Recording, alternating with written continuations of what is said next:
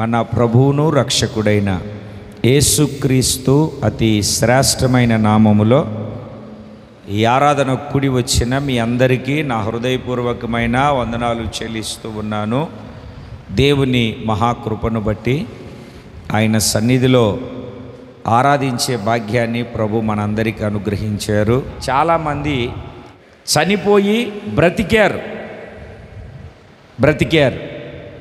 అయితే వాళ్ళు పునరుద్ధానం అవ్వలేదు, పునరుజ్జీవం పొందుకున్నారు. పునరుజ్జీవం పొందుకోవడానికి పునరుద్ధానులు అవ్వడానికి చాలా వ్యత్యాసం ఉంటుంది. పునరుజ్జీవం పొందుకున్న వాళ్ళు ఎలా ఉంటారు అని అంటే చనిపోతారు, బ్రతుకుతారు.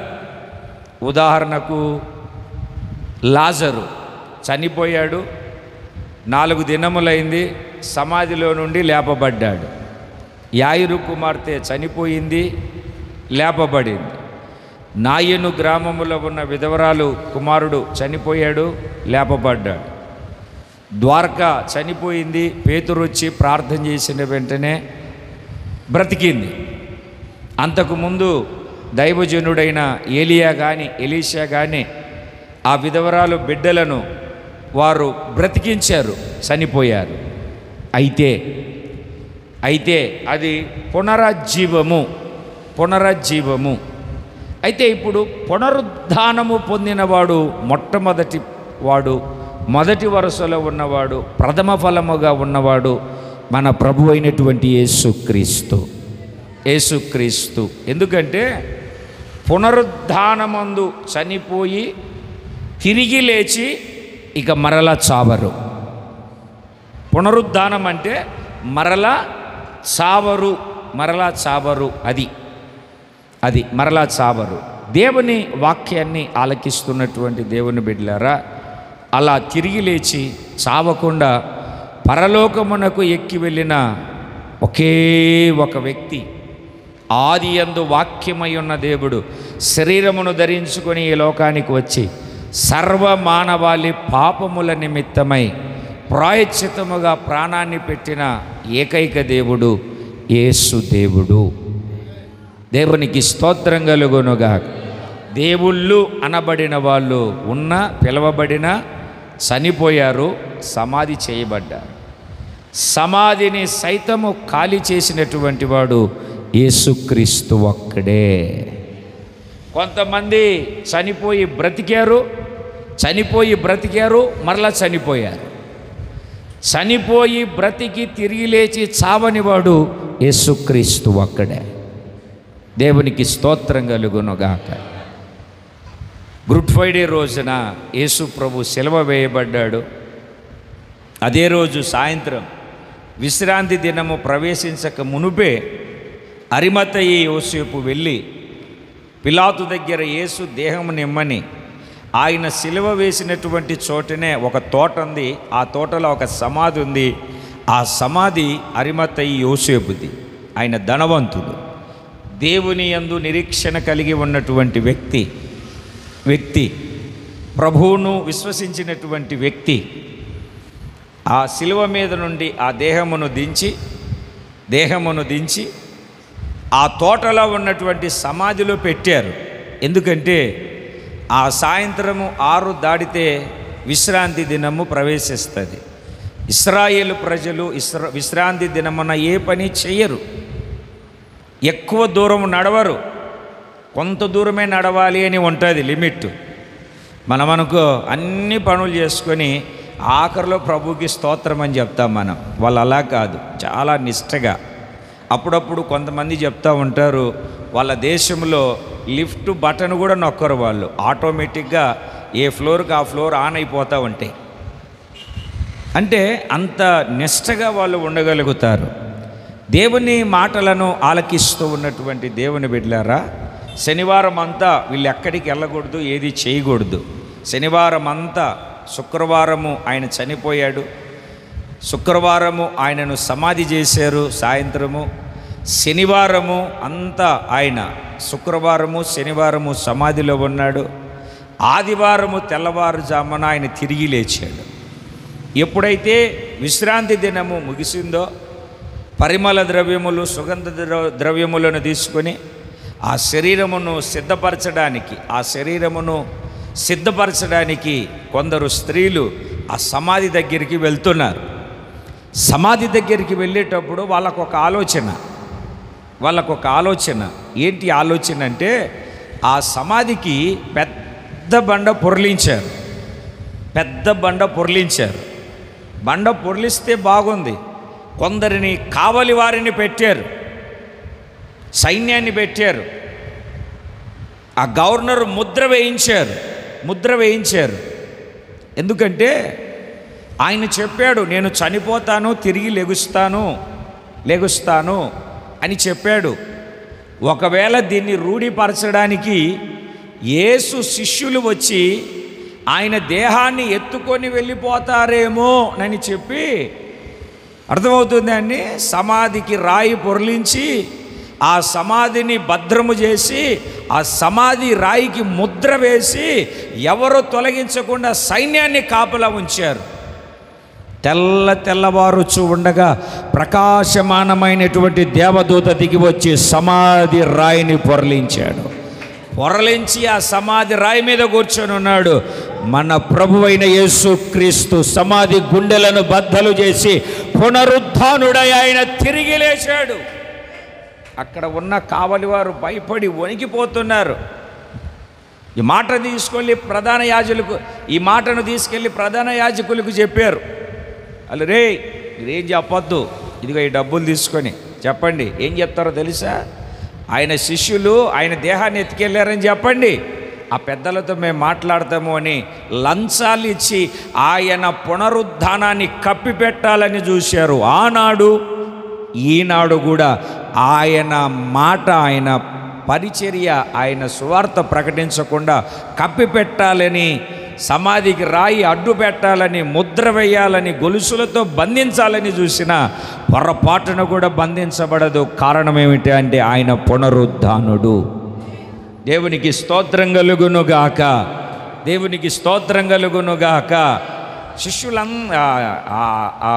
శిష్యులందరూ భయముతో వణిగిపోయి ఎక్కడ పడితే అక్కడ అందరూ ఒక గదిలోనికి చేరి భయముతో వణుకుతో వణిగిపోతూ గదిలో ఉన్నారు. స్త్రీలు మాత్రము యేసును దర్శించడానికి సమాధి దగ్గరకు వెళ్ళి ఆయన శవమును సిద్ధపరచడానికి సుగంధ ద్రవ్యములను తీసుకుని వచ్చి వాళ్ళు అనుకుంటూ వస్తున్నారు, రాయి సంగతి ఏంటి, మనమంతా ఆడోళ్ళమే కదా, బలహీనులమే కదా అనుకుంటూ ఉన్నారు. మనలను ప్రభు దగ్గరికి వెళ్లకుండా, ప్రభు శరీరాన్ని సందర్శించకుండా, ప్రభు శరీరమును దర్శించకుండా మనకు రాయి అడ్డుగా రాయి ఉంది అనుకుంటూ వెళ్తూ ఉన్నారు. వాళ్ళు వెళ్ళేసరికి సమాధి తెరవబడి ఉంది. భయముతోనూ వణుకుతోనూ వెళ్ళారు. దేవదూత అంటాడు, సజీవుడైన వారిని మృతులలో ఎందుకు వెతుకుతారు? ఆయన ఎక్కడ లేడు, ఆయన లేచి ఉన్నాడు. పోయిన సంవత్సరం నేను ఇదే సందేశాన్ని చెప్పాను మీకు. ఆయన సజీవుడై ఉన్నాడు. సజీవుడై ఉన్నటువంటి వాడు ఏం చేస్తాడో కొన్ని విషయాలు చెప్పుకుంటూ వచ్చాను. వెళ్ళి సమాధిలోకి చూస్తే ఆయన దేహం కనబడలేదు. ముమ్మారు ఆయన చెప్పాడు, 3 సార్లు చెప్పాడు, నేను తిరిగి లెగుస్తాను. ఆ మాటను మర్చిపోయారు. దేవుని బిడ్డలారా, దేవదూత ఒక్క మాట చెబుతూ ఉన్నాడు. జాగ్రత్తగా ఆ మాటను చదువుదాం. పరిశుద్ధ బైబిల్ గ్రంథములో నుండి మత్తయి సువార్త 28వ అధ్యాయము 10వ వాక్యాన్ని మీరు జాగ్రత్తగా చదవగలిగితే, భయపడకుడి, మీరు వెళ్ళి నా సహోదరులు గలిలయకు వెళ్ళవలెనని వారక్కడ నన్ను చూతురని వారికి తెలుపుడనెను. గలిలయకు వెళ్ళాలి. యేసు ప్రభు తిరిగి లేచిన తర్వాత మగ్దలేనే మరియకు కనబడి అమ్మా ఎందుకు ఏడ్చుచున్నావు, ఎవరిని వెతుకుచున్నావు అని మాట్లాడాడు. నేను నా తండ్రి యొద్దకు వెళ్ళవలసి ఉంది, నన్ను ముట్టొద్దని చెప్పాడు. వెళ్ళి శిష్యులకు చెప్పమంటున్నాడు. శిష్యులతో ఏమంటున్నాడో తెలుసా? నా సహోదరులు. ఎవరండి? నా సహోదరులకు వెళ్ళి చెప్పండి, ప్రభువు చెప్పినట్టుగా 3వ దినాన తిరిగి లేచాడు. 3వ దినాన ఆయన తిరిగి లేచాడు. తిరిగి లేచినటువంటి ఆయన సహోదరులతో చెప్పమంటూ ఉన్నాడు. ఏమని చెప్పమంటున్నాడంటే, మీరు గలిలయకు వెళ్ళండి, అక్కడ నేను వాళ్ళను కలుసుకుంటాను, వారు నన్ను చూస్తారు అక్కడ. ఎందుకంటే ఈ సమాధి దగ్గర కాదు. నేటి దినాన చాలామంది ఏమంటారో తెలుసండి, ఈ యొక్క దినాన్ని సమాధుల పండగ అంటారు. ఏ పండగ? సమాధుల పండగ కాదు ఇది. సమాధుల పండగ కాదు ఇది, సమాధిని జయించిన పండగ. కరెక్ట్.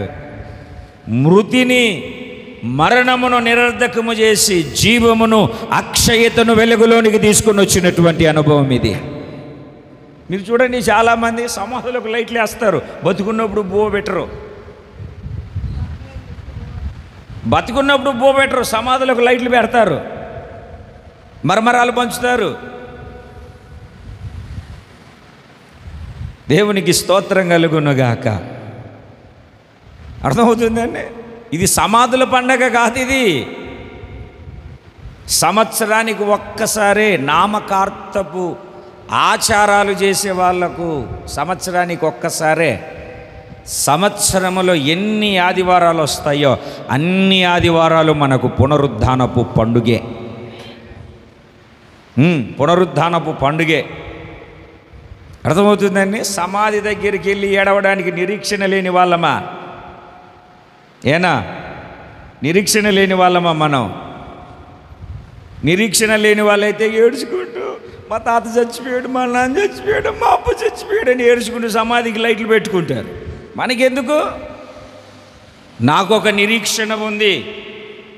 ప్రభువునందు మృతి నొందిన నా సహోదరులను, నా పితరులను, నా తల్లిని. అంటే మా నాన్న బాప్తీసం ఉంది, దేవుని నమ్ముకోలే, తాగుబోతుడు, పోయాడు.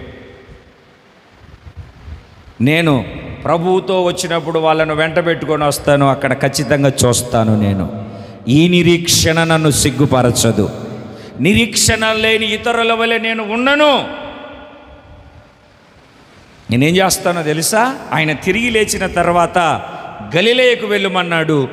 గలిలయ అనుభవానికి నేను వెళ్తాను. గలిలయకు వెళ్తాను. సమాధితో నాకు పని లేదు. ఒక మాట చెప్పనా?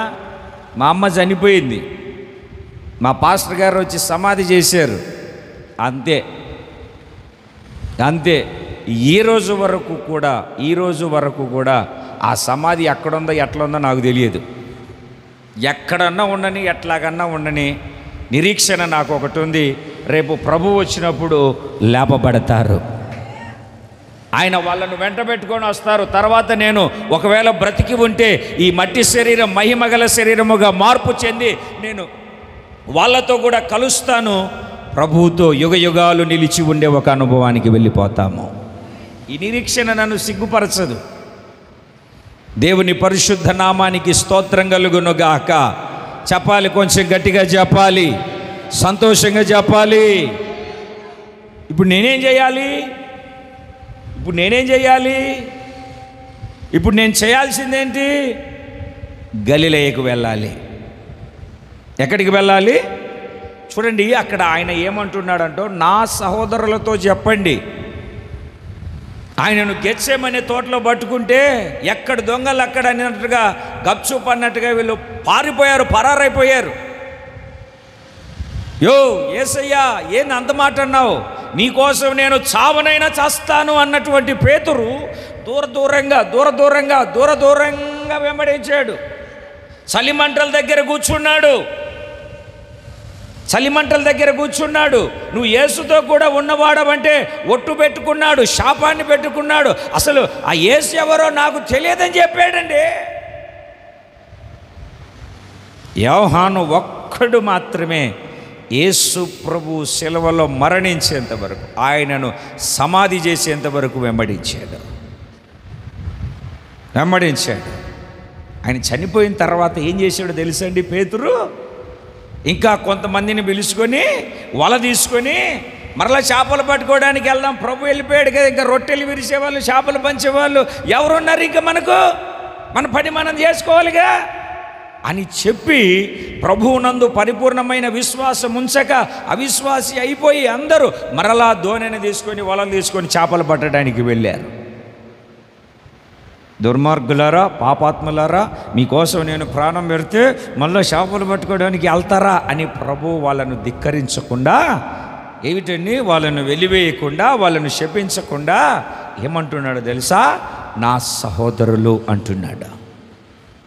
గలిలయకు రమ్మనండి, గలిలయకు రమ్మనండి. నేను వాళ్ళకంటే ముందుగా వెళ్తాను గలిలయకు, నేను వాళ్ళకంటే ముందుగా వెళ్తాను గలిలయకు, వాళ్ళకంటే ముందుగా వెళ్తాను. 7వ వాక్యాన్ని చదవండి.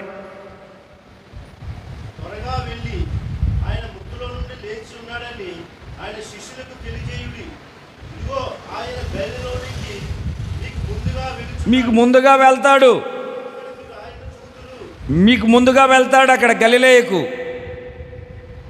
చూడండి మీరు జాగ్రత్తగా. పేతురు కూడా పత్రిక రాస్తూ ఏమంటారంటే, మీకు మాదిరిగా ఉండడానికి ఆయన అడుగుజాడలు విడిచిపెట్టాడు, ఆయన ముందు నడిచాడు, మనల్ని నడుమంటున్నాడు. యోహాను కూడా చక్కటి మాట చెప్తాడు.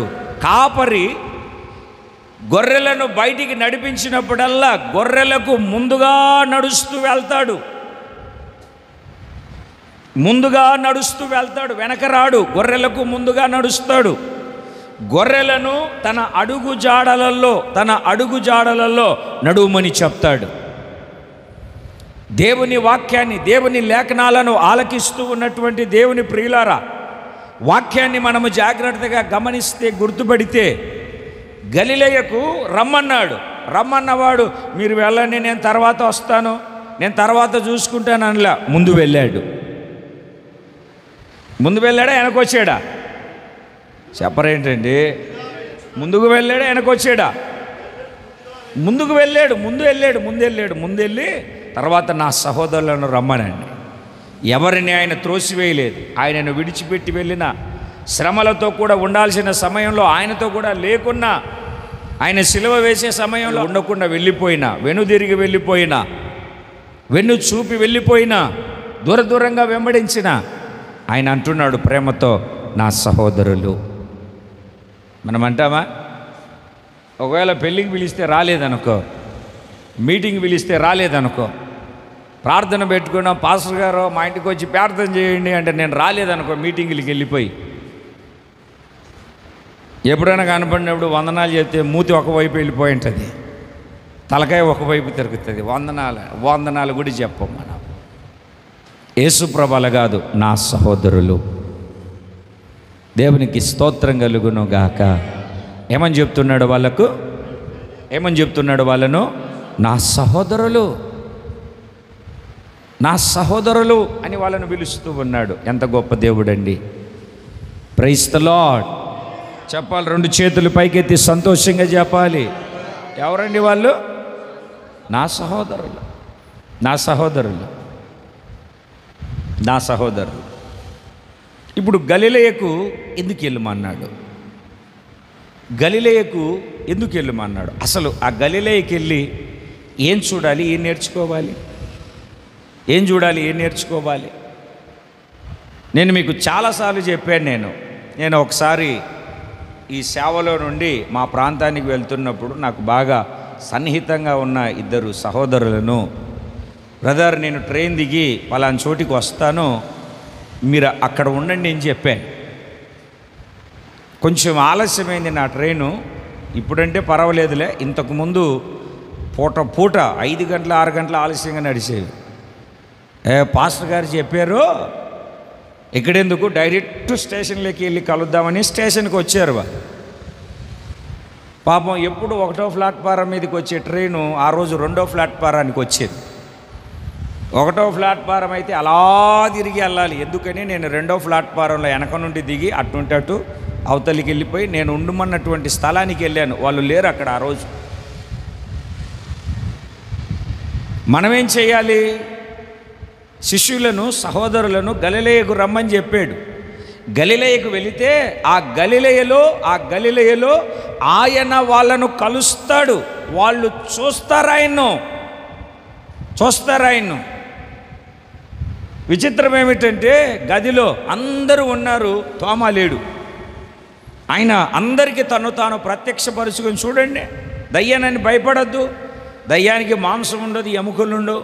చూడండి, ఇదిగో గాయాలు చూడండి, నా హస్తాలు చూడండి, నా గాయాలు చూడండి, ఆ ప్రక్కలో కూడా ఒకసారి ఏలుబెట్టి చూడండి, కాళ్ళకు చేతులకు చూడండి అని తను తాను చూపెట్టుకున్నాడు. తోమా లేడు.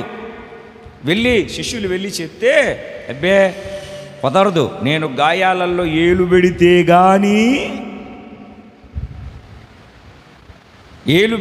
గాని నమ్మను. అందుకే చూస్తే సందేహం ఏముండదు,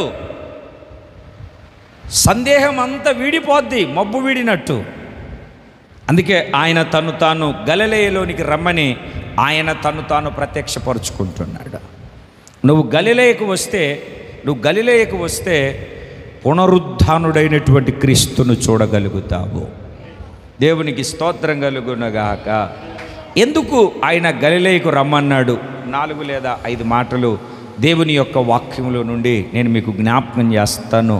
మత్తయి సువార్త 4వ అధ్యాయము 12వ వాక్యాన్ని మనం చదివితే,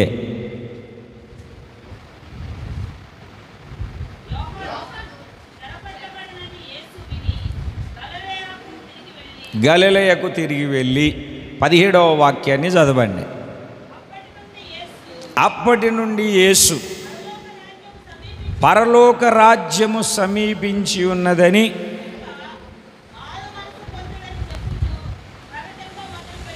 సువార్త ప్రకటించడం మొదలుపెట్టాడు. సువార్త ప్రకటించడం, పరలోక రాజ్యము సమీపించి ఉన్నది, మీరు మారు మనసు పొందండి అని సువార్త ప్రకటించడం మొదలుపెట్టాడు. దేవుని వాక్యాన్ని ఆలకిస్తూ ఉన్నటువంటి దేవుని బిడ్డలారా, గలిలయ మనకు నేర్పుతూ ఉన్నటువంటి మొదటి పాఠం ఏమిటి? యేసుని మనం చూడగలుగుతాం.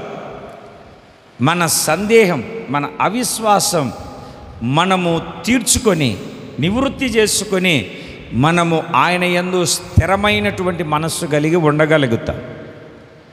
గలిలయ మనకు నేర్పుతూ ఉన్నటువంటి పాఠం, అమ్మా వినాలి. గలిలయ, నేను గలిలయకు వెళ్తాను వాళ్ళకంటే ముందుగా, వాళ్ళు అక్కడికి రమ్మను అని ఎందుకు చెప్పాడంటే, ఆ గలిలయ దగ్గర, ఆ గలిలయలో యేసు క్రీస్తు సువార్త ప్రకటించాడు. ఆ సువార్త అనుభవాన్ని మనము నేర్చుకోవాలి. దేవునికి స్తోత్రం కలుగునుగాక. ఏం నేర్చుకోవాలండి? కొంచెం నోరు తెరిచి చెప్పండి. గలిలయలో మనం నేర్చుకోవాల్సింది ఏమిటి? సువార్త. ఆ సువార్త ద్వారా మనం ఏమి నేర్చుకోవాలి? చూడండి, మీరు పరిశుద్ధ బైబిల్ గ్రంథములో కొలస్సీలకు రాసిన పత్రిక, అపోస్తలుడైన పౌలు గారు కొలస్సీలకు రాసిన పత్రిక 1వ అధ్యాయము 23వ వాక్యాన్ని చదివితే, పునాది మీద కట్టబడిన వారై స్థిరముగా ఉండండి, మీరు విన్నట్టు సృష్టికి ప్రకటింపబడినట్టు ఈ సువార్త వలన కలుగు నిరీక్షణ. చాలండి. ఈ సువార్త వలన కలుగు నిరీక్షణ. కాస్త తలలు పైకెత్తితే, నా సహోదరులను గలిలయకు వెళ్ళమనండి, అక్కడ నన్ను చూస్తారు, నేను వాళ్ళకు ముందుగా వెళతాను. అసలు గలిలయ మనకు నేర్పుతూ ఉన్నటువంటి పాఠం ఏమిటంటే, అక్కడ సువార్త ప్రకటింపబడుతుంది. సువార్త ప్రకటింపబడుతుంది. ఆ సువార్త మనకు ఏం చేసింది అని అంటే, నిరీక్షణను కలగజేసింది. దేవునికి స్తోత్రం కలుగునుగాక. అబ్రహాముకు నిరీక్షణకు ఆధారము లేదు. పాత నిబంధనలో ఉన్న పితరులందరూ నిరీక్షణ యందు నిలిచి ముందుకు కొనసాగించబడ్డారు. అయితే మనకు ఒక నిరీక్షణ ఉంది. యేసు అను ఉత్తరవాది మనకున్నాడు. ఆయన మన అందరి కోసం ఆయన చనిపోయాడు, ఆయన పాతి పెట్టబడ్డాడు, తిరిగి లేచాడు. ఇంతకీ సువార్త అంటే ఏమిటి? తిమోతి పత్రికలో నేను మీకు ఎప్పుడు జ్ఞాపకం చేస్తూ ఉంటాను. 2వ పత్రిక 2వ అధ్యాయము 8వ వాక్యం. నా సువార్త ప్రకారము దావీదు సంతానములో పుట్టి మృతులలో నుండి లేచిన యేసు క్రీస్తును జ్ఞాపకం చేసుకొనుము. సువార్త అంటే ఏమిటి అంటే, దేవుని బిడ్డలారా, వాక్యాన్ని మనం జాగ్రత్తగా గమనిస్తే, గుర్తుపడితే, ఆయన పుట్టడము, ఆయన చనిపోవడము, ఆయన పాతి పెట్టడము, మరలా తిరిగి లేవడము, ఇది సువార్త. ఆయన తిరిగి లేచాడు. ఎంతమంది నమ్ముతున్నారు?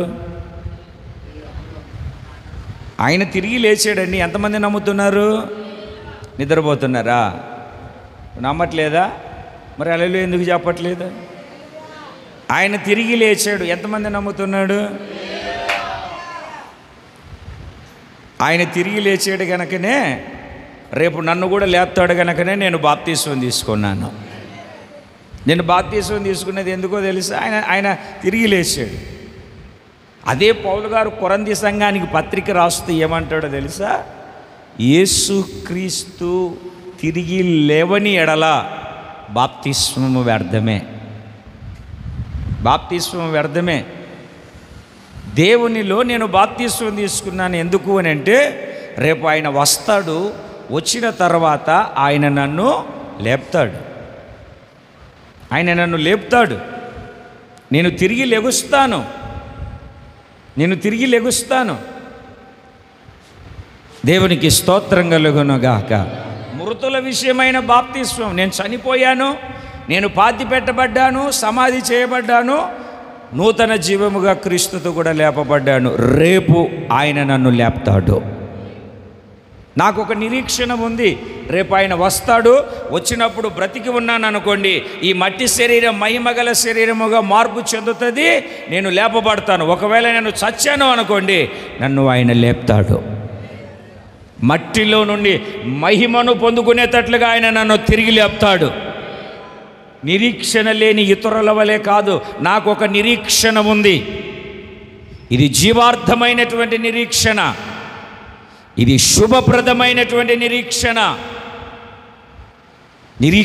ఉంది నాకు.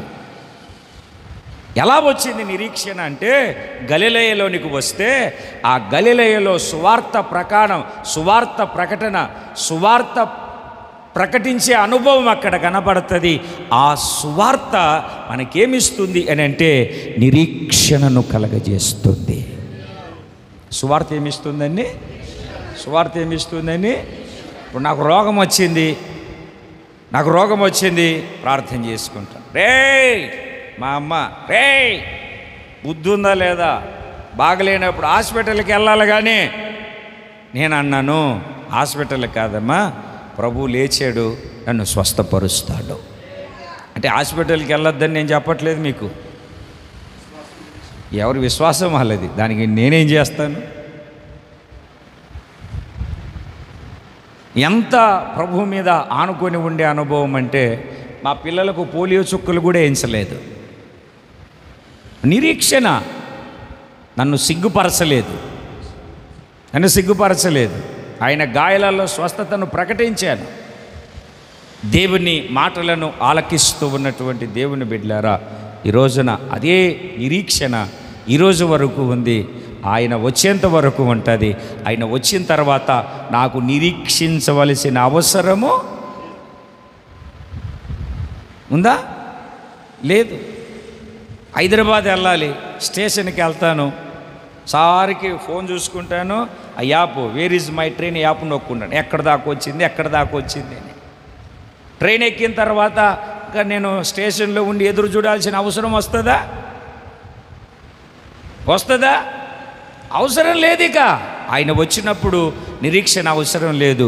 గలిలయకు ఆయన ఎందుకు రమ్మన్నాడు అని అంటే, ఆ గలిలయలో సువార్త ప్రకటన జరుగుతూ ఉంది. ఆ సువార్త నీకు నాకు ఏమిచ్చిందంటే జీవార్థమైన నిరీక్షణ, శుభప్రదమైనటువంటి నిరీక్షణ మనకిచ్చింది. ఈ నిరీక్షణ నిన్ను నన్ను ఎప్పుడూ సిగ్గుపరచనీయదు. ఈ నిరీక్షణ మనలను సిగ్గుపరచకుండా తల ఎత్తుకొని నడిచేటట్లుగా చెయ్యునుగాక. నిరీక్షణ అటు ఇటు పారిపోయేటట్లుగా చేయనివ్వదు. యేసుప్రభుని నమ్ముకున్నామంట కదా, యేసుప్రభుని నమ్ముకున్నాం కదా, ఆయన ఏం చేస్తాడు, ఆయన ఏంటి, అటు ఇటు వెళ్ళేటట్టుగా చేయదు. నిరీక్షణ ఏమి చేస్తుంది అని అంటే, నేను నిరీక్షించిన వాని కోసం ఎదురు చూసేటట్టుగా చేస్తుంది. పవిత్రతను, పరిశుద్ధతను కాపాడుకునేటట్లుగా చేస్తుంది. దేవునికి స్తోత్రం కలుగునుగాక. ఏమిటండి, జలుబు పట్టింది, తలపోటు ఎక్కువైపోయింది. వారం రోజులు తిరిగాం మన ఊర్లో హాస్పిటల్కి, తగ్గలేదు. ఏం చేస్తాం? ఏం చేయరు అనుకుంటా పాపం మీరు. భీమవరం హాస్పిటల్కి ఎత్తండి. భీమవరంలో బాగా అవ్వలేదు, విజయవాడ ఎత్తండి. విజయవాడ బాగలేదు, హైదరాబాద్ ఎత్తండి. హైదరాబాద్ బాగలేదు, బెంగళూరు ఎత్తండి. అయితే నిరీక్షణ అట్లాంటిది కాదు. మన నిరీక్షణకు ఆధారం ఒక్కరే, ఆయన యేసుక్రీస్తు. అబ్రహామా, నీకు నేను పిల్లల్ని ఇస్తాను, ఈ దేశాన్ని నీకు ఇస్తాను, ఒకసారి నడుచుడు, తూర్పు ఉత్తర పరమట ఎక్కడికి కావాలంటే అక్కడికి తిరుగు, ఇదంతా నీకు ఇచ్చేస్తాను. నీకు ఇయ్యను, నీకు పాదము బట్టేంత స్థలం కూడా ఇవ్వను. నీ 4వ తరానికి ఇస్తాను. నేను 4వ తరానికి ఇస్తాను. 25 సంవత్సరాలు దేవుడిచ్చినటువంటి వాగ్దానం సంతానం కోసం ఎదురు చూశాను. శారమ్మ కంగారు పడిపోయి ఆగరుని ఇచ్చింది, కానీ ఇచ్చి చాలా బాధపడింది. ఇక ఇద్దరు తీర్మానం చేసుకున్నారు. ఆయన నాకే ఇస్తానన్నాడు, మనకి ఇస్తానన్నాడు. నా వయసు 90 సంవత్సరాలు, నా వయసు 100 సంవత్సరాలు. ఏం భయపడినక్కర్లా. ఈ మృతతుల్యమైనటువంటి శరీరములో జీవాన్ని పుట్టించగలిగిన దేవుడు యేసు దేవుడు. విశ్వసించాడు, నమ్మాడు, విశ్వాసం కలిగి ఉన్నాడు. ఆ విశ్వాసం అబ్రహామును సిగ్గుపరచలేదు. పెక్కు జనమగునట్లుగా, విస్తారమైనటువంటి జనమగునట్లుగా, విస్తారమైనటువంటి జనసమూహముగా మార్చబడినట్లుగా దేవుడు ఏం చేశాడు అని అంటే, తన ఉన్నతమైనటువంటి రాజ్యానికి వారసులుగా మార్చి శ్రేష్టమైనటువంటి రాజ్యమునకు అర్హుడిగా దేశమును స్వతంత్రించుకున్నట్లుగా దేవుడు కృపను చూపించి అబ్రహామును నడిపించాడు. నిరీక్షణ సిగ్గుపరచలేదు, అబ్రహాముకు ఒక ఉన్నతమైనటువంటి కార్యాన్ని జరిగించింది. 2 చేతులు పైకెత్తి సంతోషంగా దేవునికి స్తోత్రం చెబుదాం. ఆయన తిరిగి లేచాడు. ఎక్కడికి రమ్మన్నాడు? కొంచెం గట్టిగా చెప్పండి. వెలవయ్యా. ఏంటండి? గలిలయకు రమ్మన్నాడు. గలిలయలో ఏముందంటే, ఆయనను వాళ్ళు చూడగలుగుతారు, ఆయనను వాళ్ళు చూస్తారు. అంత మాత్రమే కాదు ఆయనను చూడడం మాత్రమే కాదు, గలిలయలో సువార్త వలన మనకు ఒక గొప్ప నిరీక్షణను దేవుడు కలగజేస్తూ ఉన్నాడు. సంతోషంగా చెబుదాం, కొంచెం బిగ్గరగా.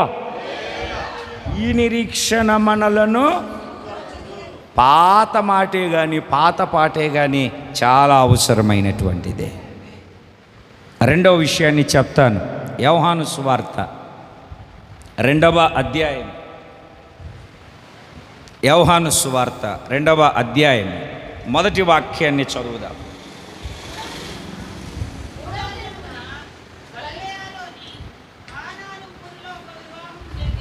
గలిలయలోని ఏ ఊరండి అంటే, గలిలయలో ఒక ఊరు, భీమవరం మండలంలో ఒక ఊరు, కానా గలిలయలోని కాస్త తలలు పైకి ఎత్తండి చెప్తాను.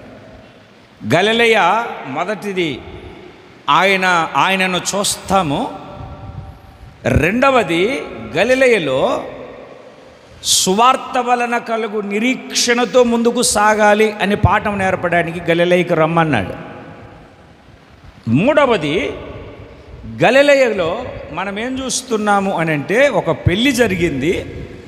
ఆ పెళ్ళిలో ద్రాక్షారసం అయిపోయింది. యేసు తల్లి అయిన మరియా యేసయ్య దగ్గరికి వచ్చి, అయ్యా కొంచెం వీళ్ళకి హెల్ప్ చేయవా అన్నట్టుగా మాట్లాడేది. నా సమయం ఇంకా రాలేదన్నాడు. పరిచారకులను చూసి, ఆయన మీతో చెప్పినట్టు చేయండి.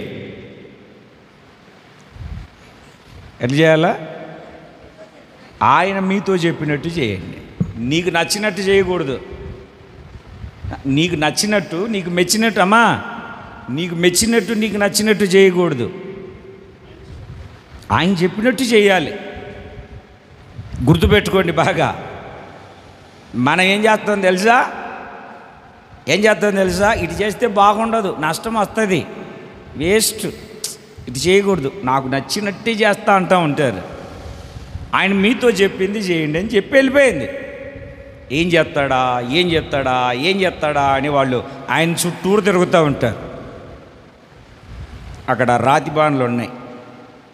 శుద్ధీకరణ ఆచారం ప్రకారము ఇప్పుడంటే మనకు బకెట్లు పైపులు వచ్చాయి, కానీ ఇంతకుముందు మన ఇళ్ళ ముందు కూడా ఏమిటండి చెక్కవి కానీ రాతివి కానీ నీళ్ళ తొట్లు ఉండేవి.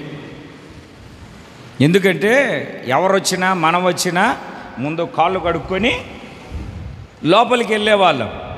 నేను చెప్తా ఉంటాను ఎప్పుడు మీకు, ఇశ్రాయేలు ప్రజలు చాలా జాగ్రత్తగా, ఎట్లాగా చాలా జాగ్రత్తగా ఈ శుద్ధీకరణ ఆచారాలు పాటిస్తూ ఉంటారు. అంతెందుకు, ఈ గోదావరి దాటి ఆ ఈస్ట్ గోదావరికి వెళ్ళిన వెంటనే వాళ్ళు ఖచ్చితంగా డబ్బాను బయట పట్టుకొని వచ్చేసి కాళ్ళు కడుక్కునేంతవరకు వదిలిపెట్టరు అన్నట్టుగా చూస్తూ ఉంటారు. కాళ్ళు కడుక్కునేటట్టుగా నీళ్లు తీసుకొని వచ్చి ఇస్తూ ఉంటారు. కాళ్ళు కడుక్కుంటేనే లోపలికి. మీరు ఎప్పుడైనా వెళ్ళారో లేదో నాకు తెలియదు, కానీ మనం వద్దన్న కూడా వాళ్ళు కడుక్కోమని చెప్తారు ఖచ్చితంగా.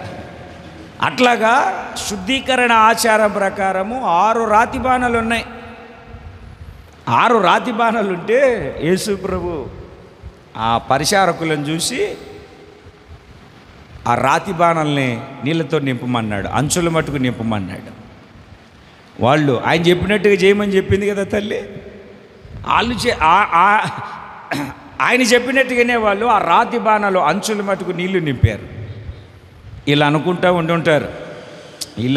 ఉండుంటారు ఏదన్నా పొడి కలుపుతాడేమో, ఏదన్నా పౌడర్ వేస్తాడేమో, లేకుంటే అబ్రాకదబ్రా అంటాడేమో, లేకుంటే నీళ్లను అక్కడ తిప్పుతాడేమో అనుకొని ఉంటాడు వాళ్ళు.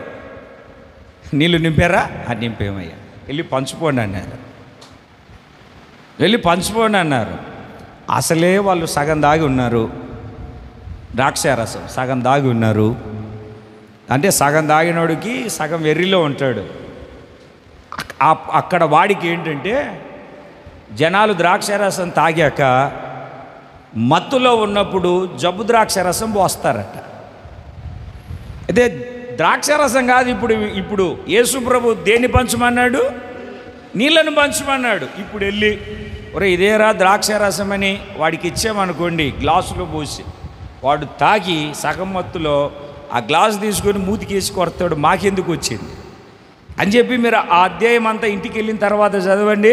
ఆ పరిచారకులు గుట్టు సప్పుడు కాకుండా తీసుకెళ్ళి విందు ప్రధానికి అప్పగించారు, మేస్త్రికి అప్పగించేశారు. మరి ఆ మేస్త్రి సరిగ్గా కూలీలు ఇవ్వట్లేదేమో, కొడితే ఆడిమూతే పగిలిపోతాయి, మాకెందుకు వచ్చింది, మేము పక్కన ఉంటాం. విందు ప్రధానికి అప్పగించేశారు. పాపం విందు ప్రధాని ఆ ద్రాక్షారసమే వచ్చింది కదా అని ఆ గరిటె తీసుకొని ఏమిటండి అది తీసుకొని వాళ్ళకు పోసారు. పోస్తే ఆ ద్రాక్షారసము త్రాగిన ప్రతి ఒక్కరూ ఆశ్చర్యపోయారు. రే చాలామంది కొంచెం దాగి కాస్త మత్తులోకి వెళ్ళిన తర్వాత జబ్బు రసం ఇస్తారు. ఇప్పటికీ మంచిది, శ్రేష్టమైనటువంటి ద్రాక్షారసం నువ్వు ఉంచుకున్నావు అని ఆ పెళ్ళిలో అందరూ పొగడమే. మీరు 11వ వాక్యాన్ని చదవండి. గలిలయలోని కానాలో ఈ మొదటి సూచక క్రియ చేసి మహిమను బయలుపరిచెను. 2 చేతులు పైకెత్తి గట్టిగా దేవునికి స్తోత్రం చెప్పుదా. ఇప్పుడు గలిలయకి ఎందుకు రావాలి అని అంటే ఆ గలిలయలో నీళ్లను ద్రాక్షరసముగా మార్చాడు. నీళ్లను ద్రాక్షరసముగా మార్చి ఒక సూచక క్రియ జరిగించి ఆయన మహిమను కనబరిచాడు.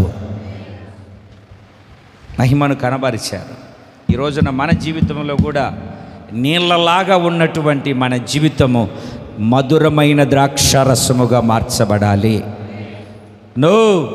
ఒకప్పుడు పాపములోను, ఒకప్పుడు శాపములోను, ఒకప్పుడు అక్రమాలలోను, ఒకప్పుడు దేవునికి వ్యతిరేకంగాను, పాపములోను, దరిద్రతలోను, అప్పుల్లోను, సమస్యల్లోను ప్రభువుకి వ్యతిరేకంగా జీవించినటువంటి మన జీవితం నీళ్లు ఎలాగైతే ద్రాక్షారసముగా మార్చబడ్డాయో, చేదు, పాపము, శాపము, దరిద్రముగా ఉన్న మన జీవితం ఇప్పుడు మధురమైన ద్రాక్షారసముగా మార్చబడాలి.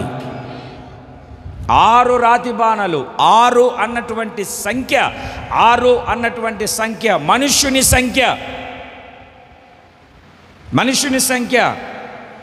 దేవుడు 6 దినాలు సృష్టిని కలగజేసి 6వ దినమున దేవుడు మనిషిని చేశాడు.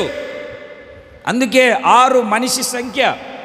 6 రాతి బాణాలు, 4, 5 పెట్టచ్చుగా. ఎందుకున్నాయి 6 అంటే అక్కడ 6 రాతి బాణలు మనుష్య జీవితానికి సాదృశ్యం. హెజ్కేలు గ్రంథకర్త కూడా అదే చెప్తాడు, మీలో ఉన్న రాతి గుండెను తీసివేస్తాను. మనిషి గుండె రాతి బాణ లాంటిది. ఆ రాతి బాణలో ఆ మనిషిని హృదయంలో ఇప్పుడు వాక్యము అన్నటువంటి నీరు పోయబడాలి. ఆ మనుషుని హృదయంలో పరిశుద్ధాత్మ అభిషేకము అన్నటువంటి నీటితో నింపాలి. అంచుల వరకు నింపాలి, అంచుల వరకు. పరిశుద్ధాత్ముడు వస్తేనే పాపాన్ని ఒప్పుకుంటాం. పరిశుద్ధాత్మతో నింపబడితేనే నీ స్వభావం, నా స్వభావం, ఎవరి స్వభావమైనా మారుతుంది. పరిశుద్ధాత్మతో నింపబడనంతసేపు స్వభావం మారదు. వయసు పెరగచ్చు, భక్తుల సీనియారిటీ పెరగచ్చు, కానుకలు ఇవ్వచ్చు, చప్పట్లు కొట్టచ్చు, ఏమేం చేయొచ్చు, స్వభావాలు మారవు. పశ్చాత్తాపము కలగదు, పాపాన్ని ఒప్పుకోలేము.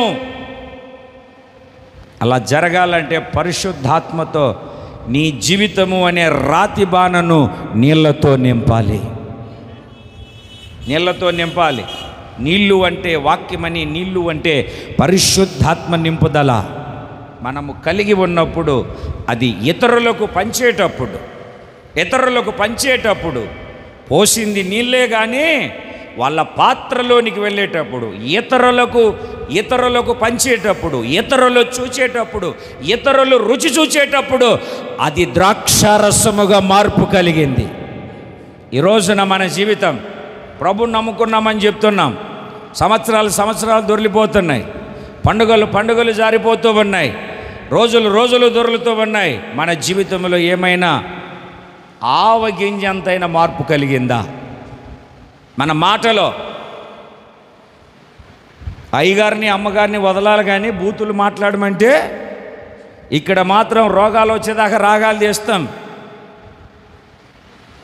బూతులు మాట్లాడమని వదిలేమనుకో, చెప్తాను వినండి. విస్తారమైన మాటల్లో మరి ఆ దోషభరితమైన మాటలు నీ నోట ఎందుకు?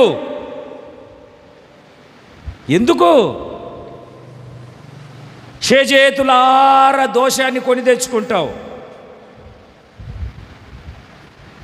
చేతులార దోషాన్ని ఏమిటండి మూట కట్టుకొని ఒళ్ళో వేసుకుంటావు. మారాలి.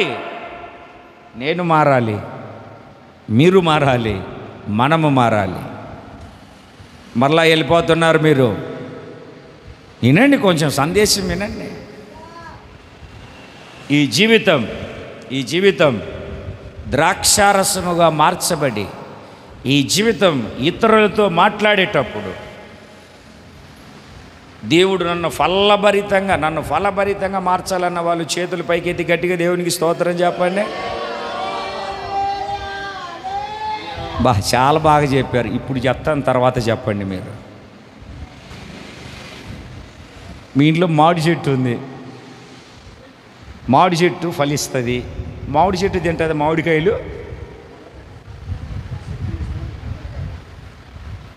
నేను అడిగిన దాన్ని బాగా వినండి. మామిడి చెట్టు మామిడికాయలు కాస్తుంది, చెట్టు తింటుందా? నన్ను ఫలభరితంగా మార్చండి అంటే హల్లెలూయా అన్నారు. ఫలభరితంగా మార్చబడినప్పుడు అవి నీకు కాదు, నీ ద్వారా ఇతరులకు మధురముగా ప్రయోజనకరంగా ఉండాలి. ఇప్పుడు చూసారా ఎంత తగ్గిపోయిందో సౌండ్? ముందు లైన్లో అస్సలు రావట్లేదు, రాదు. ఇంకా ఇతరులకు పెట్టడం తెలియదు, మాకంతా ఇన్కమింగే. దేవునికి స్తోత్రం కలుగునుగాక. కానుకిచ్చేటప్పుడు ఇదిగోండి, మా కుటుంబం కానుకని 100 రూపాయలు ఇస్తారు.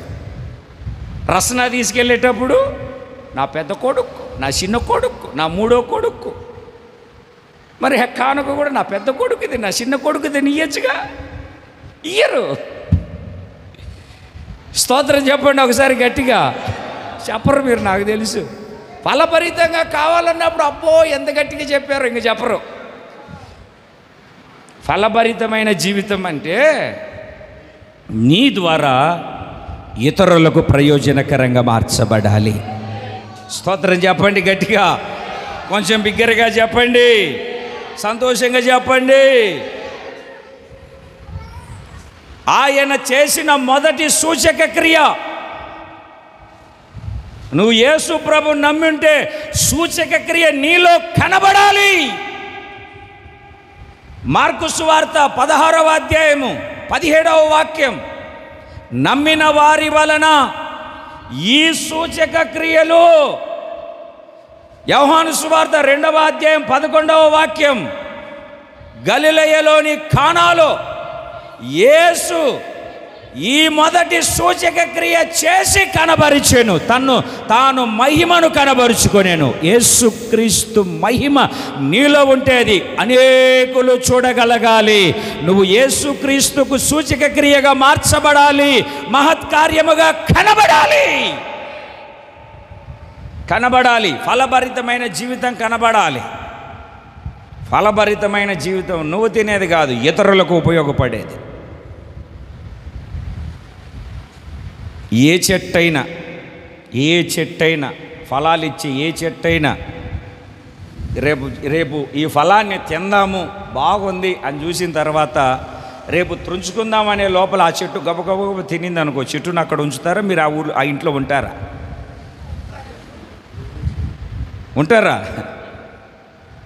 ఉండరు. నేను ఉండను, నువ్వు ఉండవు, ఎవరు ఉండవు. ఇక పరుగు. మన జీవితం ఫలభరితంగా మార్చబడాలి, ఫలాల చేత మనము నింపబడాలి, ఫలములను మనము ఫలించే వారిలాగా మార్చబడాలి. గలిలయలో ఆయనను చూడడం ఒక అనుభవం అయితే, సువార్త ద్వారా నిరీక్షణ కలిగి జీవించడం మరొక అనుభవం అయితే, ఎన్నోది ఇది? 3వదా 4వదా? 3వది. మన జీవితమే సూచక క్రియగా మారాలి. మన మాట, మన చూపు, మరలా చెప్తున్నాను, మనం కూర్చునే విధానం, ఆఖరికి మనం నడిచే విధానం, మనం వేసుకునే బట్టలు, సమస్త విషయంలో ఒక విప్లవాత్మకమైనటువంటి మార్పు మన జీవితంలో కనబడాలి. అందుకు గలిలయకు రమ్మంటున్నాడు. మనలో ఏం కనపడాలో తెలుసా? మన కులం, మన మతం, మన ఆలోచన, మన టాలెంట్ కాదు, యేసయ్య మహిమ మనలో కనబడాలి. అందుకే రాజబాబు గారు చక్కగా రాశారు, ఏమిటండి? యేసురాజా నీ మహిమ నాలో చూడని. ఆయన మహిమ మనలో చూడాలి. జనాలు మనంగా చూడాల్సింది. దేవునికి స్తోత్రం కలుగునుగాక. మనం ఆ మార్పు నీళ్లు కాదు, రాతి బాణాల్లో చూడాల్సింది. ద్రాక్షరసాన్ని చూడాలి, మధురమైన ద్రాక్షరసాన్ని చూడాలి. జబ్బు ద్రాక్షరసము కాదు, కారు ద్రాక్షల ద్వారా వచ్చిన చేదైన ద్రాక్షరసము కాదు, మధురమైన ద్రాక్షరసం చూడాలి. పెళ్లిలో చూడాలి. పెళ్లి అంటే సార్వత్రిక సంఘం, పెళ్లి కుమార్తెగా సిద్ధపరచబడుతుంది. దేవునికి స్తోత్రం కలుగునుగాక. మీరు వినాలి కానీ ఎన్నో విషయాలు చెప్పుకుంటూ వెళ్ళిపోతాను నేను ఇట్లాగనే ఒక పాయింట్లోనే. గలిలయకు రావాలి. గలిలయకు వద్దామా, అక్కడే ఉందామా? వస్తామన్న వాళ్ళంత గట్టిగా దేవునికి స్తోత్రం చెప్పండి, కొంచెం గట్టిగా చెప్పండి. ఇంకొక విషయాన్ని చెప్తాను. యెహోషువ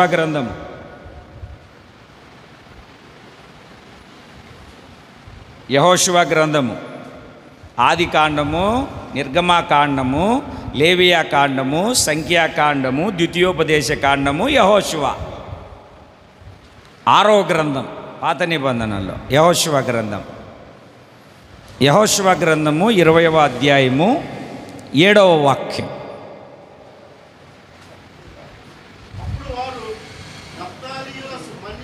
చక్కగా చాలా నోరు తిరగవు ఈ విషయాలు చక్కగా.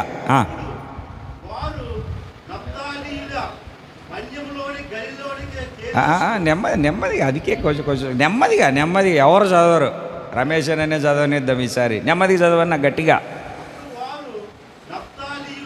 నఫ్తానీయుల మన్యములోని గలిలయలోని ఏమన్నా అర్థమవుల కేనా కానా కేదేశు ఇట్లా తలలు పైకెత్తితే 20వ అధ్యాయము 1వ వాక్యాన్ని కూడా చదవండి, చక్కగా అర్థమైపోద్ది.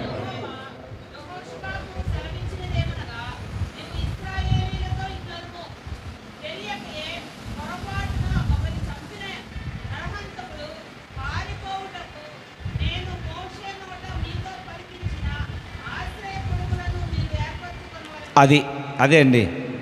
ఇప్పుడు మీరు కాస్త తలలు పైకి ఎత్తితే చక్కగా విందాం మనం, ఇబ్బంది ఏం లేదు. భోజనాలు కూడా ఉన్నాయి, భోజనాలు కూడా ఉన్నాయి.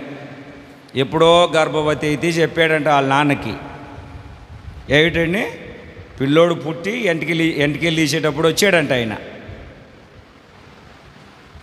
అట్లాగా గలిలయలోని 10వ వాక్యంలో గలిలయలోని కేదేశ కాదేశ గోదేశ ఏదో చెప్పండి ఒకటి, కేదేశు. ఇది చూడండి ఏంటి అవి అని అంటే ఆశ్రయపురాలు. కాస్త తలల పైకైతే నన్ను చూస్తే చెప్తాను. 6 ఆశ్రయపురాలు కట్టించమన్నాడు. మోషే ద్వారా చెప్పాడు. యెహోషువ ద్వారా స్వాస్థ్యాన్ని పంచేటప్పుడు అవి కట్టించాలి.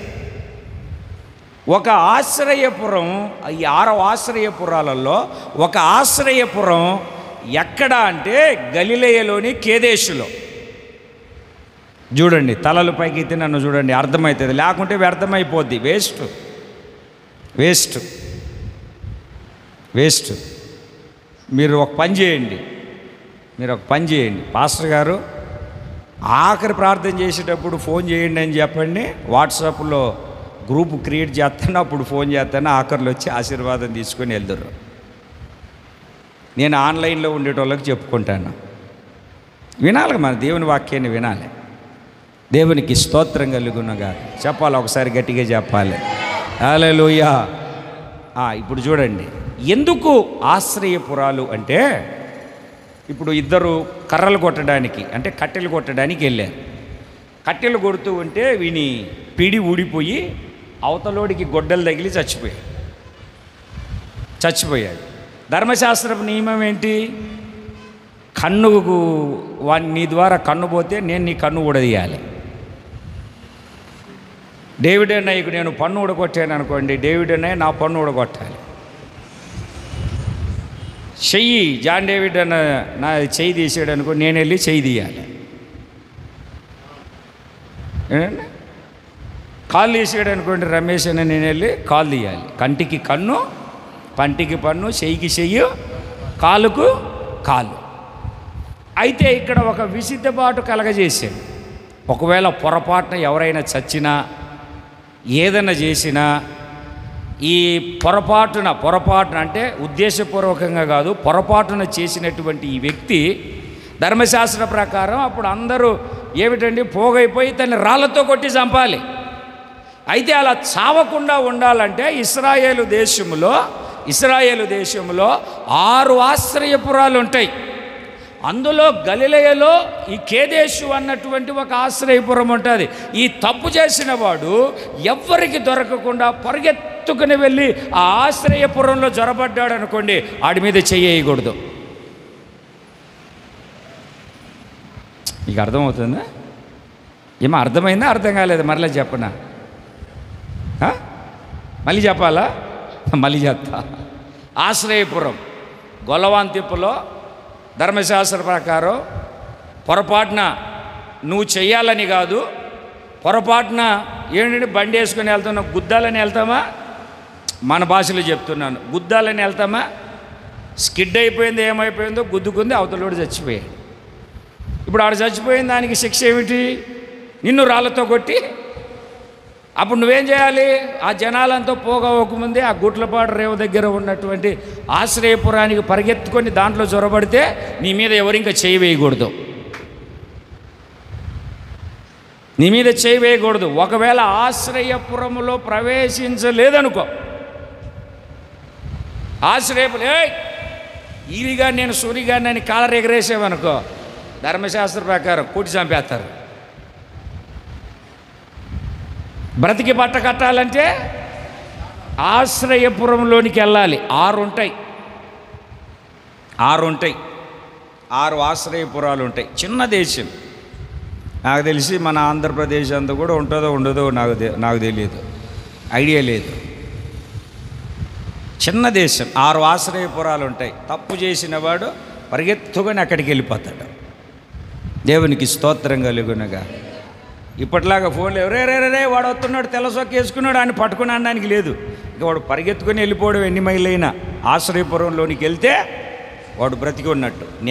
అది న్యాయాధిపతి అంటే యాజకుడు బ్రతికి ఉన్నంత వరకు అక్కడ ఉండొచ్చు నిరభ్యంతరంగా, లేకుంటే తీర్పు జరిగేంత వరకు అక్కడ ఉండొచ్చు ఆశ్రయపురంలోనికి. అది గలిలయలో ఉంది, పాత నిబంధన. అది మరి కొత్త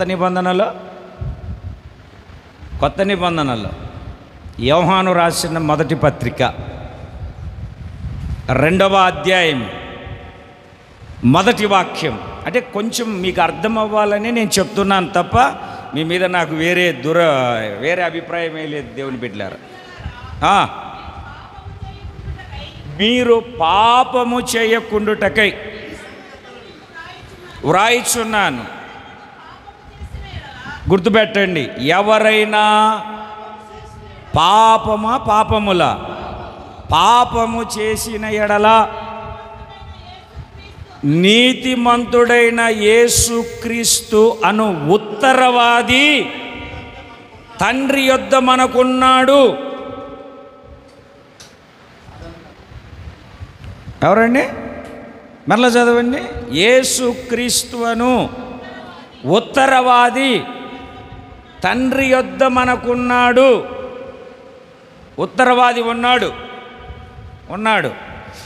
కాస్త తలలు పైకెత్తితే ఇప్పుడు చూడండి, బాగా బలిసినోడు బక్కుని మీద పడతాడు.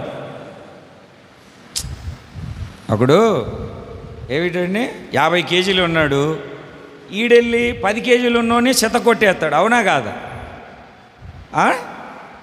చిత కొట్టేస్తాడా? కొట్టేయడా? ఈ 10 కేజీ ఉన్నోడు 100 కేజీలు ఉన్నోడు దగ్గరికి వెళ్తే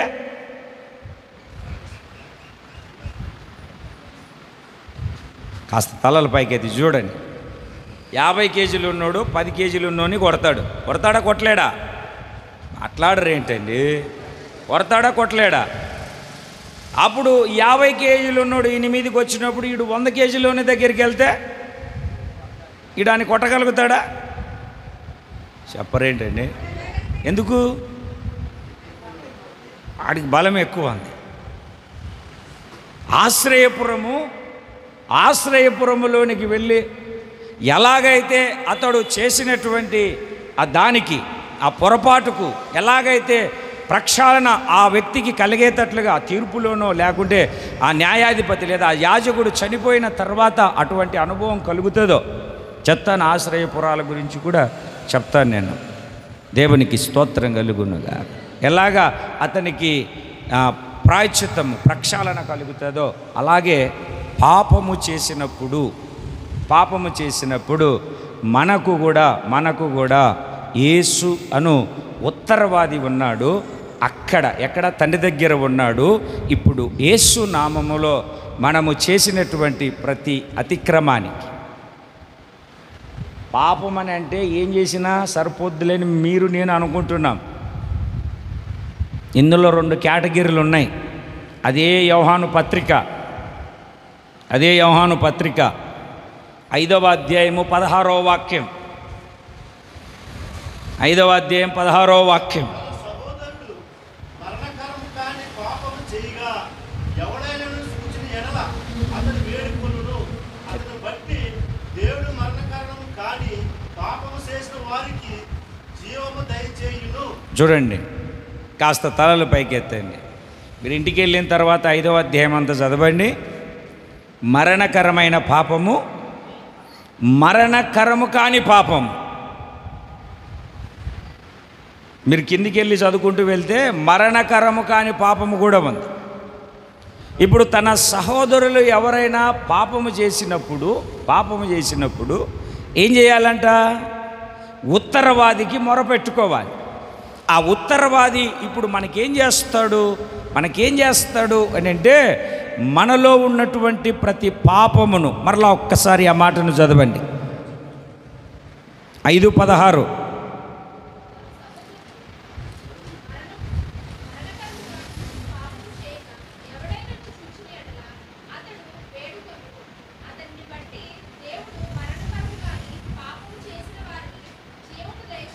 మరణకరము కానీ, మీరు అది గుర్తుపట్టాలి. ఏ పాపము? మరణకరము కాని పాపము. జారత్వము, వ్యభిచారము, అర్థమవుతుందండి? వ్యభిచారము, హత్య, కొన్ని పాపాలు ఉన్నాయి, మరణకరమైన పాపాలు. మరణకరము కాని పాపాలు ఉన్నాయి కొన్ని. ఇప్పుడు సమయం కాదు, తర్వాత దినాల్లో చెప్తాను. మరణకరము కాని పాపాలు. ఇప్పుడు మేలు చేయని వానికి పాపం, మేలు చేయనెరిగి ఉండియు. ఇప్పుడు నాకు ఏదైనా మేలు చేయాలనుకున్నారనుకోండి, ఆ మేలు చేయకపోతే ఏంటంట? పాపం. సహోదరులతో కలవకపోవడము పాపం. ఇవి పాపములే కానీ మరణకరమైన కానీ. ప్రార్థన చేయకపోవడం నాకు పాపం అగునుగాక అంటాడు. ఎవరు? సమూయేలు గారు. అంటే ప్రార్థన చేయకపోవడం ఏమిటి? పాపమే కానీ మరణకరమైన పాపము కాదు. ఒకవేళ మరణకరము కాని పాపము చేస్తూ ఉండగా సహోదరుడు ఎవరైనా చూసి, అయ్యో ఫలాని వ్యక్తి ఇలా చేస్తున్నాడే అని చెప్పి అతని కొరకు ప్రార్థన చేస్తే యేసుక్రీస్తు అన్నటువంటి ఉత్తరవాది మనకు పాపక్షమాపణ కలగజేస్తాడు. ఆశ్రయపురములోనికి, గలిలయలోనే ఉన్న ఆశ్రయపురములోనికి వెళ్ళి ఒక వ్యక్తి ఎలాగైతే తలదాచుకొని ఆ మరణ శిక్షలో నుండి తప్పించుకుంటాడో అలాగే పాపము చేసినటువంటి వ్యక్తికి యేసు అనే ఆశ్రయపురము ఒక గొప్ప విమోచన విడుదల కలగజేస్తుంది. ఆ ఆశ్రయపురము ఎక్కడ ఉంది అని అంటే గలిలయలో ఉంది. చేతుల పైకెత్తి గట్టిగా దేవునికి స్తోత్రం చెబుదాం. ఎక్కడికి రమ్మన్నాడు యేసయ్య? గలిలయకి రమ్మన్నాడు. ఎందుకు? గలిలయకి వెళ్తే ఆయన్ని మనం చూస్తాం. మనకంటే ముందుగా వెళ్ళి ఉన్నాడు ఆయన. మనం ఆయన చూస్తాం. రెండవది గలిలయకు ఎందుకు రమ్మన్నాడు అని అంటే ఏం చెప్పాను? సువార్త వలన మనకు ఒక నిరీక్షణను కలగజేస్తున్నాడు. సువార్త అంటే వాక్యం, వాక్యం అంటే సువార్త, సువార్త అంటే ఆయన పుట్టుక, ఆయన చనిపోవుట, ఆయన సమాధి చేయబడుట, తిరిగి లేచుట. సువార్త వలన మనకు ఒక నిరీక్షణ కలిగిన జీవితం. మూడవది మార్పు చెందిన, యేసయ్యకు ఒక సూచిక క్రియగా జీవించే జీవితం. నీళ్లు ద్రాక్షారసముగా మారినట్లుగా మన జీవితం, మన నడవడిక, మన పద్ధతి సమస్తము మార్పు చెంది ఆయన చేసిన సూచక క్రియగా, ఆయనకు మహిమకరంగా అనేకులకు మనం కనబరుచుకునే ఒక జీవితం. 4వది ఏం చెప్పాను? ఆశ్రయపురము. అంటే మనకు ఒక ఉత్తరవాది ఉన్నాడు. బలవంతుడు బలహీనులను కొడుతూ ఉండగా మనం బలహీనులమైనప్పుడు మనం జనాలను పోగేసుకొని కేసులు పెట్టి ఎర్రగొట్టి తిరగబెట్టి అరగబెట్టడం కాదు, ఉత్తరవాదికి మనం తెలియజెప్పుకుంటే, ప్రార్థన చేస్తే మనకు ఒక ప్రక్షాళన దేవుడు కలగజేస్తాడు. పాపము చేసినప్పుడు మనకు ఉత్తరవాదికి మొరబెట్టుకుంటే ఆయన క్షమించి మనలను నడిపిస్తాడు. చేతులు పైకెత్తి గట్టిగా దేవునికి స్తోత్రం చెప్పుతాడు. ఇంకొక మాటను కూడా నేను మీకు జ్ఞాపకం చేస్తాను. మత్తయి సువార్త 4వ అధ్యాయము 18వ వాక్యం. యేసు గలిలయ సముద్రం తీరమున నడుచుచుండగా పేతురు అనబడిన సీమోను అతని సహోదరుడైన ఆంద్రియ అను ఇద్దరు సహోదరులు సముద్రంలో వలవేటి చూచెను. వారు జాలరులు. చూడండి, ఈ పేతురు వాళ్ళ సహోదరులను, ఆంద్రేయును యేసు ప్రభు ఎక్కడ పిలిచాడంటే, ఏ చోట పిలిచాడంటే గలిలయ సముద్ర ప్రాంతాన పిలిచాడు. అయ్యా కొంచెం మనసు పెట్టండి, ముగిస్తాను నేను, ఇబ్బంది ఏం లేదు, పండగ కదా. ఎక్కడి నుండి పిలిచాడు? ఎక్కడి నుండి పిలిచాడన్నా? గలిలయ దగ్గర నుండి. మళ్ళీ ఎందుకు గలిలయకి రమ్మన్నాడు? ఆయన పునరుద్ధానుడై లేచిన తర్వాత గలిలయకి ఎందుకు రమ్మన్నాడు అంటే, ఈ పేతురు శిష్యులు ఉదాహరణకు ఒక పేతురు గురించి తీసుకుందాం. అసలు ఎక్కడ పిలిచాడు పేతురునంటే, ఆ సముద్రంలో వల వేస్తూ ఉంటే ఆ వలను ఆ పడవను వేసుకొని ఆ వలలు బాగు చేసుకున్నట్టు పిలిచాడు. పిలిచి ఏమన్నాడు తెలుసా? పేతురు, నువ్వు చేపలను పడుతున్నావు, ఇక మీదట మనుషులను బట్టే జాలరగా చేస్తానన్నాడు.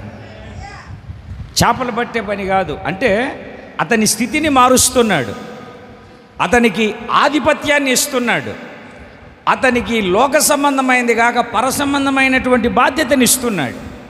యేసు ప్రభు చనిపోయిన తర్వాత ఏం చేశాడు? యోహాను సువార్త 21వ అధ్యాయము 1వ వాక్యాన్ని కాస్త చదవండి ఒకసారి, త్వరగా. యోహాను సువార్త 21వ అధ్యాయం 1వ వాక్యాన్ని చదవండి.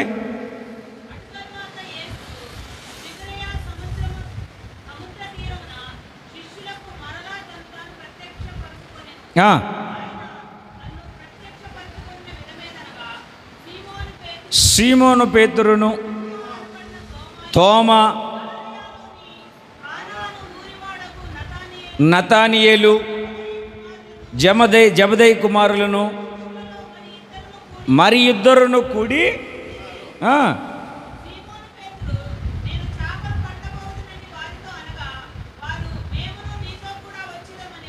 ఇప్పుడు ఏం చేశాడు? పెద్దయ్య గారు ఏం చేశాడు? ఆయన ఎట్లా చనిపోయాడు, ఇక పంచేవాళ్ళు లేరు, తుంచేవాళ్ళు లేరు. అందరూ శిష్యులంతా ఉంటే, ఇదిగో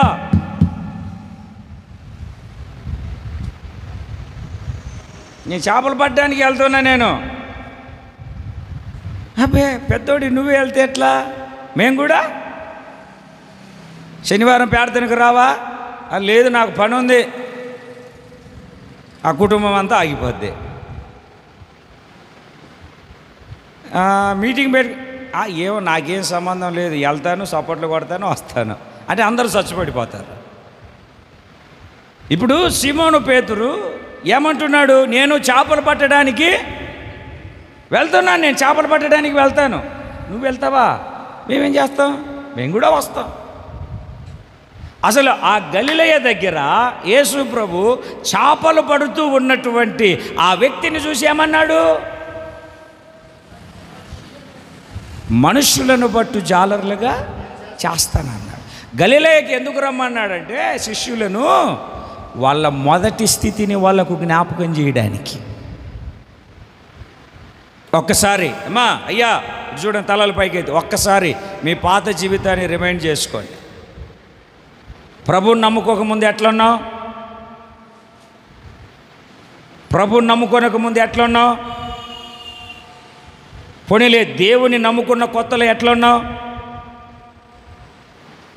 కన్ను మూసేదానివా? కన్ను మూసేదానివా? ఖాళీగా ఉండేదానివా? ప్రార్థన ప్రార్థన ప్రార్థన, దేవుని సన్నిధి దేవుని సన్నిధి దేవుని సన్నిధి, ఎంత వైరాగ్యంగా ఉండేదాన్ని. మరి ఇప్పుడు దేవుడిచ్చిన పనిని మర్చిపోయి తన సొంత కార్యాలు చేసుకోవడానికి, తన సొంత పనిని చేసుకోవడానికి మరలా వల చేత పట్టుకొని నావను తీసుకొని తనతో ఉన్న వాళ్ళను కూడా ఎంట పెట్టుకొని వెళ్ళిపోయి సముద్రంలో వల వేస్తున్నాడు. ఆ గలిలయ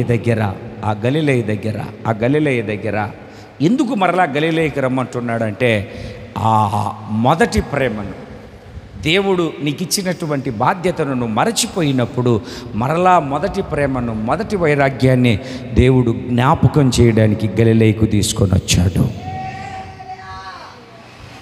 ఏం చేయడానికి బ్రదర్? ఏం చేయడానికి సిస్టర్? ఏం చేయడానికమ్మా? మొదటి స్థితిని ప్రకటనల గ్రంథము ఎఫెసీ సంఘమును గురించి మాట్లాడతాడు చూడండి. ప్రకటనల గ్రంథము 2వ అధ్యాయము 4-5 వాక్యాలు త్వరగా. మొదట నీకుండిన ప్రేమ ఆ రోజుల్లో ఎట్లాగుండేది? ఆ రోజుల్లో రేపు తినడానికి లేకపోయినా సరే ఈరోజు సంఘంలో నేను ఏదో ఒక సహాయం చేయాలి. టీ తీసుకెళ్ళాలి, డ్రింక్ తీసుకెళ్ళాలి, లేదంటే ఇది కానుకేయాలి, బాబా పరిచర్య జరగాలి నా ద్వారా. ఏదో లోకంలో చెప్తారు చూడు, ఉడత సహాయం అన్నట్టుగా. వేడి నీళ్ళల్లో ఒక గ్లాస్ చల్లనీళ్ళు అన్నట్టుగా నేను సహకరించాలి. మొదట ప్రేమ. నేను ప్రార్థన చేయాలి, నేను పాట పాడాలి, నేను అందరికంటే ముందు కనపడాలి, నేను వైరాగ్యంగా ఉండాలి. మొదట ప్రేమ. ప్రభువు తప్ప ఏది కనపడేది కాదు. ఇప్పుడు ప్రభు తప్ప అన్నీ కనపడుతున్నాయి. అన్నీ కనపడుతున్నాయి ప్రభు తప్ప. మొదటి దినాలలో ప్రభువు తప్ప. మొదటి దినాల పాట ఏంటి తెలుసా? నీవు తప్ప నాకీ లోకంలో ఎవరు నారయ్యా. ఇప్పుడు యేసు తప్ప అన్నీ ఉన్నాయ్యా. యేసు తప్ప అన్నీ ఉన్నాయి. ఇప్పుడు మొదట నీకుండిన ప్రేమను నీవు వదిలితివని నేను నీ మీద తప్పు ఒకటి మోపవలసి ఉన్నది. ఎఫెసీ సంఘానికి జ్ఞాపకం చేస్తున్నాడు. ఆ రోజు పునరుద్ధానుడైన తర్వాత గలిలయకి ఎందుకు రమ్మన్నాడంటే మొదటి స్థితిని, మొదటి ప్రేమను చల్లారిపోయినప్పుడు యేసును విడిచి దూరంగా వెంబడించి మంట తగ్గి చలిమంటలు కాచుకుంటున్న స్థితిలో నుండి మరలా మొదటి ప్రేమను జ్ఞాపకంలోనికి తీసుకొని రావడానికి రమ్మన్నాడు. మొదటి ప్రేమ ఎలాగుందో తెలుసా? ఇర్మియా గ్రంథము 2వ అధ్యాయము 2వ వాక్యం.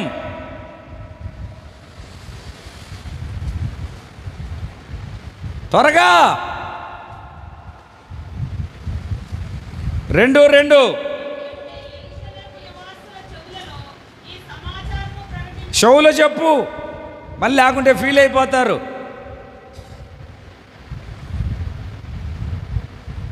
చదవరు ఏంటండి?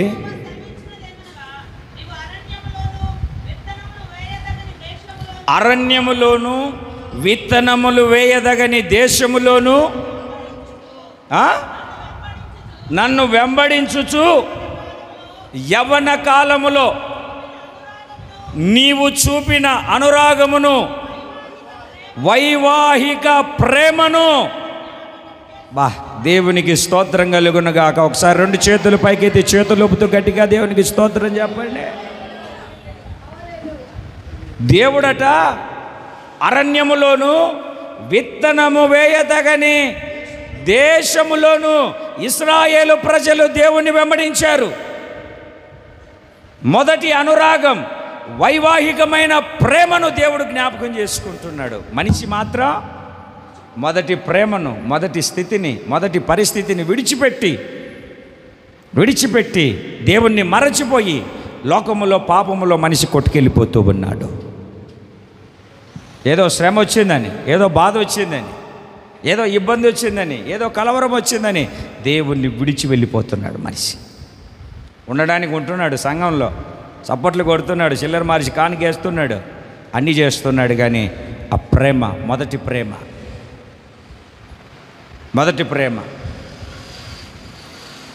యేసుప్రభుని నమ్మారు, నిన్ను వెలివేస్తారు అంటే యేసుప్రభు కోసం సావునైనా చేస్తాను అన్నాడు. ఇప్పుడు అమ్మో ఆ పెళ్ళికి వెళ్ళకపోతే, అమ్మో ఆ ఫంక్షన్కి వెళ్ళకపోతే ఏమన్నా అనుకుంటారేమో. మొదటి ప్రేమ ఏమైపోయింది?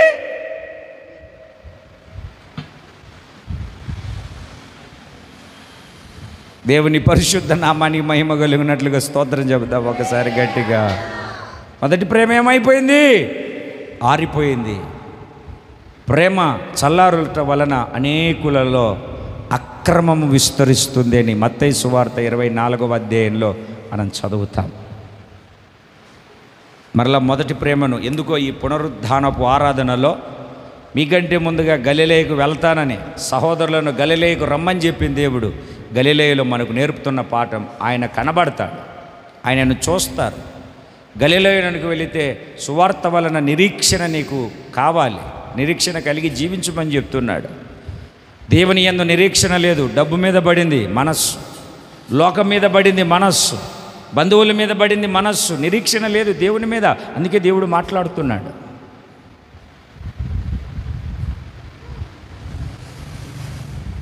కానాలో మొదటి సూచక్రియ చేసాడు ఆయన, నీళ్ళని ద్రాక్షారసంగా మార్చాడు.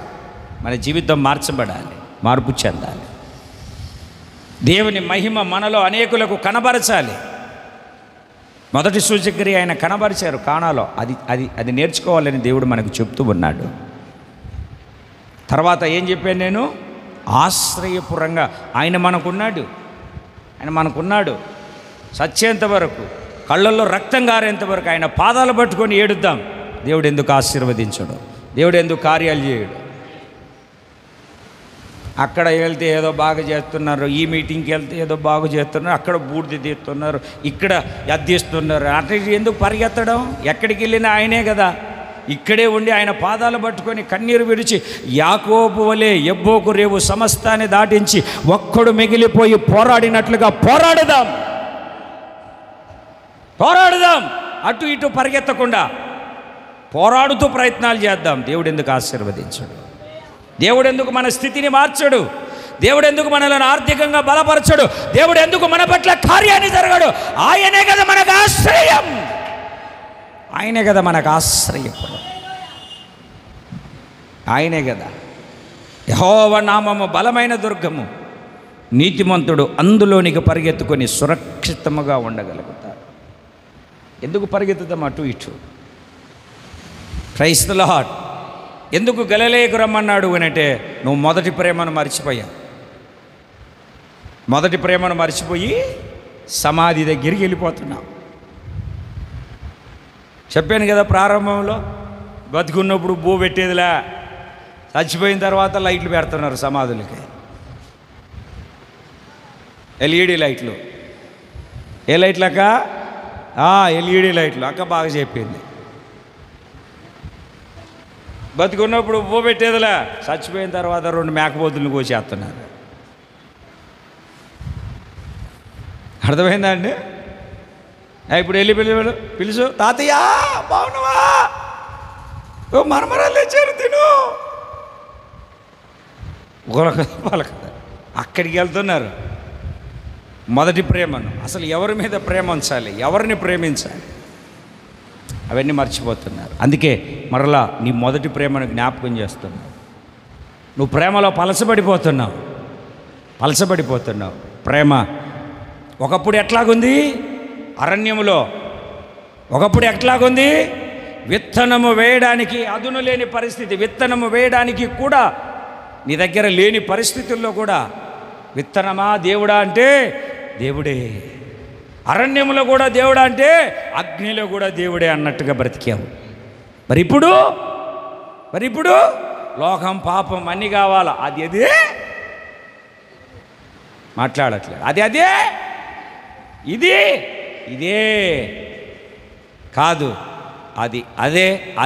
అది ప్రేమ, మొదటి ప్రేమ. దేవునికి స్తోత్రం కలుగును గాక. పెళ్ళైన కొత్తలో అమ్మాయిని వెనక్కి కూర్చోబెట్టుకుని ఆనుకో అంటాడు, గట్టిగా పట్టుకో. 6 నెలల తర్వాత కొంచెం వెనక్కి జరగడు, 8 నెలల తర్వాత వెనక్కి వెళ్ళు, సొక్క నలిగిపోతుంది, కళ్ళు కనపడలే నీకు.